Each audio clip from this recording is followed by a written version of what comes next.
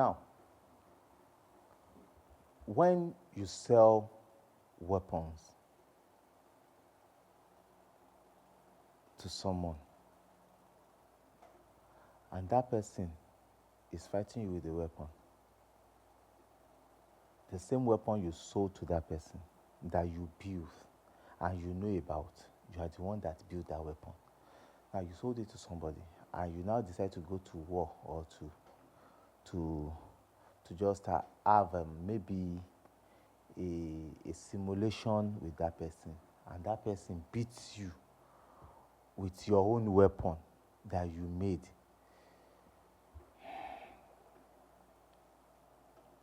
Outclass you with the weapon that you designed. I think you say there's a problem. I think we all know that there is a problem. That is the case of Aston Martin and Mercedes. Welcome to today's episode of Formula One column Africa, Exxon F1. If we look at it critically, Mercedes designed the engine, the transmission, and the electronics, majority of the electronics, behind the Aston Martin. Mercedes designed the suspension, the major part of the suspension of the Aston Martin. Aston Martin does their simulations, their CFD, inside Mercedes facility in Brackley. And they got it well, they got it better. And they can beat Mercedes on track. Hold on, I don't get it. Are you playing with me? How did Mercedes get this wrong? After the race, immediately after the race on Sunday, Joe walked towards Toto Wolff. He gave him a big hug. And I know while he was hugging him, he would be saying, "My friend, thank you for giving me the best package." And Toto Wolff will be saying, "Well, it was signed, sealed, and delivered. The best package for you to win." And he'll be mourning inside like, "Damn, I gave this guy a package to win. And look at me." The problem of Mercedes is compounding, and it really showed during the race in Bahrain. After all the developments they told us they have, everything. Seriously, during the Bahrain testing, I personally thought they were sandbagging. They didn't want to show the true pace of the car. They are just trying to curtail it so that they won't tell people, they won't really show people that, this car is, forget about it. Unfortunately, that car is nothing. As in, at a point, Red Bull were telling Max Verstappen to reduce his speed. As in per lap, 0.5 of a second per lap. He was reducing his speed. He was running at a deficit of 0.5 of a second per lap. And Mercedes could not even live up to that. Now, they said they've moved forward from last year, but they are still far behind, like about 1.2 seconds behind. And which shows that when they are running, when they are racing, they are still far off. Seriously, they are still far off Red Bull and Ferrari. Ferrari's problem is still there. We are going to discuss Ferrari's problem because they are telling us setup is their problem. I don't understand why setup will be their problem. The same setup that they've been setting up during the testing of the car, during the practices 1, 2, 3, the qualifying. The same setup that made them change Charles Leclerc's engine early in the morning. But Mercedes, now, Mercedes is still telling us that they've not gotten the downforce. At least, Fabregas can help with his demonstration, because I don't understand why a whole Mercedes will not get the downforce. I think they are the team on the grid that had most workers in F1. There are over 2,000 workers around the world in F1, and they can't get their downforce sorted out. They can't be competitive for 2 straight years, even if they are not winning races. Formula One is a competition. We should see drivers race. It should not be so boring that just one driver will just be driving in front. Piam, other drivers will now stay at the back. Then the midfield, they'll be tackling themselves, different constructors. It is boring. There should be fight in front. The Red Bull, the Ferrari, the Mercedes they should exchange blows. We should see how competitive they are. Now, Aston Martin is in the mix. We should see this. Mercedes, what are you giving us? Ferrari, oh, Jesus. I don't understand what these guys are giving us. They are just making this sport so boring.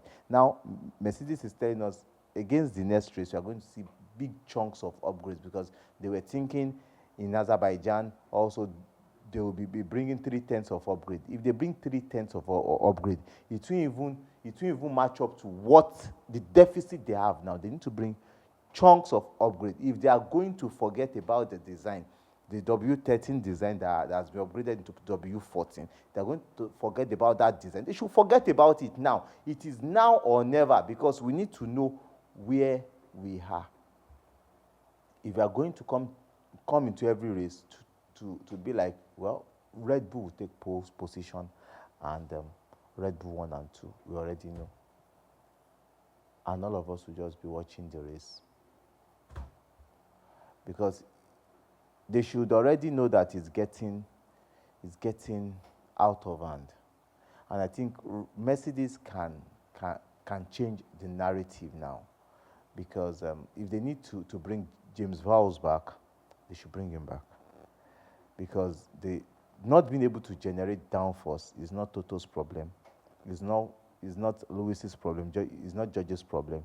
Somebody should get up their job, or somebody needs to be sacked. Like one of the engineers that left in Ferrari, one of their car designers, somebody needs to lose his job. Formula One is meant to be competitive, I beg. Kudos to Aston Martin for coming up with a challenge this year, for giving the front runners a load of run for their money. In the next video, we'll be analyzing Ferrari and some other teams after. Thank you for watching this episode. At Exxon F1, our main aim is to bring you the knowledge of Formula One, educate you, bring you the races, how it goes down, help you to understand it more. On our shorts, you'll be seeing some educational terminologies and words that are used during the race that you might not understand. And our long goal is to bring a Formula One race to Africa, possibly Nigeria, and also to educate people and to help in the knowledge transfer of getting Nigerians into some part of Formula One, the racing, which will take a long time, because we need to have good karting category to challenge, to get drivers from the karting categories into the small formulas, the Renault formulas, Formula 4, and other formulas, before we can get a driver to Formula 1. That might take a long time, but that is our goal, to be the bridge to help people realize their dream in Formula 1. Some people may not even know that is where they are meant to be, but our own main aim is to help them to navigate and realize that goal. And also to help people to grow in the engineering, the other administrative aspects of the game. If possibly a billionaire in Nigeria want to buy to buy a team in Formula One, or be one of the sponsors, so that they can see that we have the quality hands that will do it, which will also help in aiding how our engineering develop as a nation, because with people, with young people, young graduates or young entrepreneur, young engineers learning the engineering of Formula One, the CFD, the fluid dynamics, and all the parts of Formula One, we'll find ourselves growing in car development, because the cars you see today, most of the technologies are well tested in Formula One before they become today's technology. And if you have people there, it will help our technical know-how to build good mechanics, good engineers, and it also promotes the revenue generation for a nation.